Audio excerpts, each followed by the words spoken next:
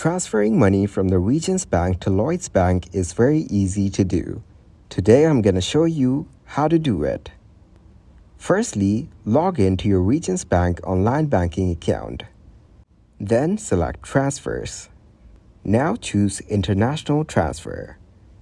After that, enter the following information. Enter the name of the Lloyds Bank account holder. Then enter the recipient's address. Enter Lloyds Bank. Next, select United Kingdom. After that, enter the recipient's Lloyds Bank account number. Enter the recipient's Lloyds Bank sort code. Specify the amount you want to transfer. Then, select GBP. Lastly, review the transfer details and confirm the transaction.